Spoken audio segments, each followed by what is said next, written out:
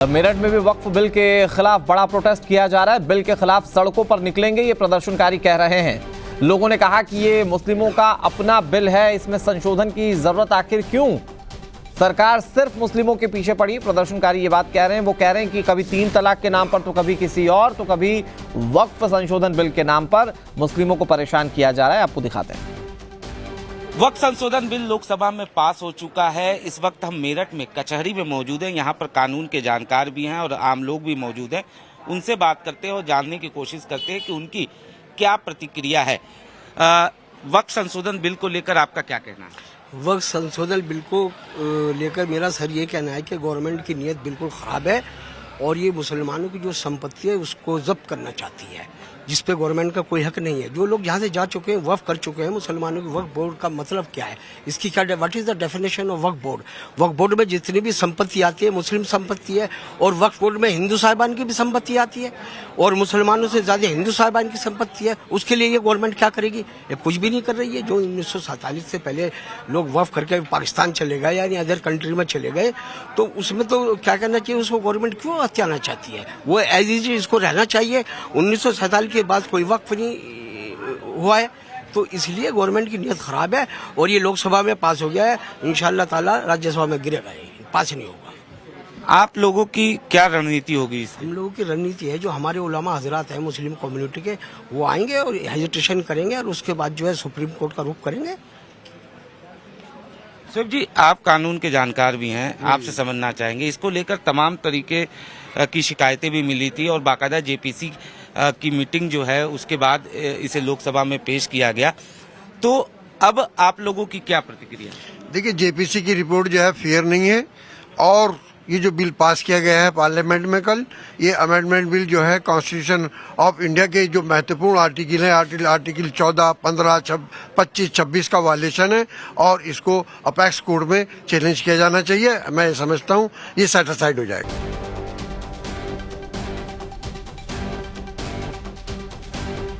और एक और बड़ी खबर आपको बता दें, नीतीश नायडू को मुस्लिम धर्मगुरु की चेतावनी। जेडीयू टीडीपी के रुख से मायूसी हुई। राशिद फिरंगी महली ये बात कह रहे हैं, बिहार चुनाव पर इसका असर पड़ेगा। खालिद राशिद फिरंगी महली ये बात कह रहे हैं। वो कह रहे हैं कि वक्फ मुसलमानों का मजहबी मसला है, बिल का सपोर्ट करने वालों का भविष्य मुस्लिम वोटर तय करेंगे। एक तरीके से खालिद राशिद फिरंगी महली ये कुछ पार्टियों को धमकी दे रहे हैं।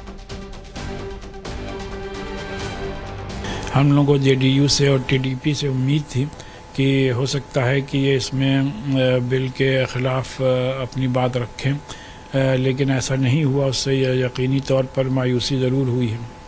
बिहार में चूँकि चुनाव होने वाला है, तो इस बिल पे जो जेडीयू का रुख रहा है उसका चुनावों पे कोई असर पड़ेगा? नहीं, हम समझते हैं यकीनी तौर पर चुनाव पर इसका असर पड़ेगा, क्योंकि वक्फ का मामला खालिसतन मुसलमानों का एक मजहबी मामला है और जिसमें जैसा कि पहले भी कहा गया कि जितने भी वक्फ प्रॉपर्टीज़ हैं उनमें मोर देन 90% प्रॉपर्टीज़ इबादतगाहों की शक्ल में हैं और वक्फ हमारा मज़हब का इंटीग्रल पार्ट है।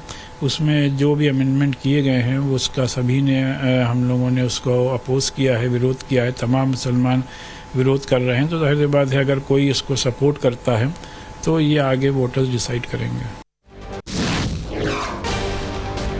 और अब जब वक्फ बिल के विरोध में कुछ लोग देश भर में शाहीन बाग बनाने की धमकी दे रहे हैं, तब खालिद राशिद फिरंगी महली ने कहा कि भविष्य में कैसे विरोध करना है ये मुस्लिम पर्सनल लॉ बोर्ड की मीटिंग में तय होगा। इसके खिलाफ कोर्ट का दरवाजा खटखटाया जाएगा, ये राशिद फिरंगी महली कह रहे हैं। कुछ लोग ये कह रहे हैं कि एक शाहीन बाग दिल्ली में था, वैसा ही शाहीन बाग पूरे देश भर में होगा, लखनऊ में होगा, उत्तर प्रदेश के अलग जिलों में होगा। क्या ऐसा भी है कि प्रोटेस्ट इस लेवल पे किया जाएगा? नहीं, अब ये तो पर्सनल लॉ बोर्ड की एग्जीक्यूटिव कमेटी डिसाइड करेगी कि इसमें क्या आगे की स्ट्रेटजी रहेगी, लेकिन बहरहाल अदालत के दरवाजे हम लोगों के लिए भी खुले हुए हैं और हम लोग को पूरा यकीन है कि अदालत से इस सिलसिले में इंसाफ मिलेगा। क्या इस मसले पर, विरोध करने के मसले पर क्या एएमपीएलबी में बातचीत हुई है कि कब बैठक बुलानी है और क्या स्ट्रेटजी? नहीं, अब ये बात डिसाइड नहीं हुई है। आज अगर राज्यसभा से पास हो जाता है तो उसके बाद हम समझते हैं कि बोर्ड इस बात को बैठ के डिसाइड करेगा कि आगे की क्या स्ट्रेटजी होगी। और बड़ी खबर है, वक्फ बिल के खिलाफ मुंबई में रजा एकेडमी का प्रोटेस्ट। बिल को किसी भी हाल में मंजूर नहीं करेंगे, ये रजा एकेडमी की ओर से कहा जा रहा है। सरकार हमारे शरीयत में दखल दे रही है, वक्फ का मामला अल्लाह का मामला है, हम सिर पर कफन बांध चुके हैं, ये बड़ी बात रजा एकेडमी की ओर से कही गई। रजा एकेडमी कह रही है कि हम अपना हक लेकर रहेंगे। दूसरी तरफ प्राइम मिनिस्टर हमें भीख देने के लिए खड़े हो गए हैं। मुझे शेर याद आता है, हाकी में वक्त सखावत ना तेरी भूलेंगे, हाकी में वक्त सखावत ना तेरी भूलेंगे, हमी को लूट के खैरात देता है। हमें प्राइम मिनिस्टर से कोई राशन की किट नहीं चाहिए, हमें भीख नहीं चाहिए। हमारे पुरखों ने, हमारे बाप दादा ने इस मुल्क को जो दिया है कोई और नहीं दे सकता, न किसी का बाप दे सकता है। नहीं दे सकता कोई, मगर हमारा हक लूटने पे बैठे हो तो याद रखिए, आपने 3 तलाक के मसले पर और दिगर शरई मामलात को जिस तरीके से मुदाखलत की है, और अब वक्फ बोर्ड का मामला, वक्फ मिल्कियत का मामला, ये डायरेक्ट अल्लाह का मसला है। हम कानूनी तौर पर जैसा भी होगा, चाहे हमें जेल जाना पड़े, चाहे हमें अफसूली में चढ़ा दो, अब हम सर पर कफन बांध चुके हैं, हम अपना हक लेके रहेंगे। अल्लाह के शरीयत में हम समझौता बर्दाश्त नहीं करेंगे।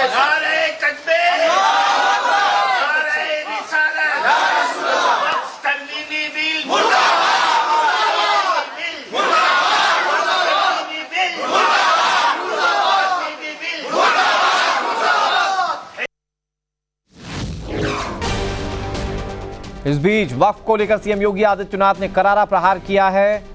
वक्फ ने कुंभ की जमीन पर भी दावा ठोक दिया था। अब वक्फ की मनमानी पर लगाम लग चुकी है, क्योंकि लोकसभा में बिल पास हो चुका है, राज्यसभा में इस सदन के पटल पर बिल रखा जा चुका है। और इस बीच योगी आदित्यनाथ ये बड़ी बात कह रहे हैं। वो कह रहे हैं कि वक्फ तो वो है जिसने कुंभ की जमीन पर भी दावा ठोका था, मनमानी पर लगाम लगने की बात योगी आदित्यनाथ ने कही।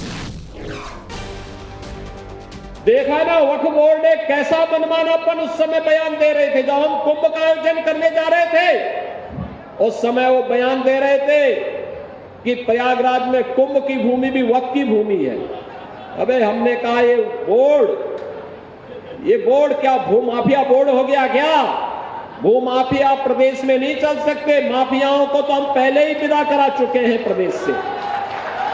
अब उत्तर प्रदेश में माफियागिरी नहीं चलेगी। महाकुंभ भव्य और दिव्य होगा। और बहनों और भाइयों, और भव्य और दिव्य कुंभ वहां है। हम आभारी हैं प्रधानमंत्री मोदी जी के, गृह मंत्री अमित शाह जी के, जिन्होंने वक्फ बोर्ड की मनमानी पर लगाम लगा करके वेलफेयर के कार्य के साथ ये सभी बोर्ड जुड़े। इसके लिए वक्फ बोर्ड से संबंधित एक अत्यंत महत्वपूर्ण अधिनियम को संसद में, लोकसभा में पारित किया है, आज राज्यसभा में भी पारित होगा।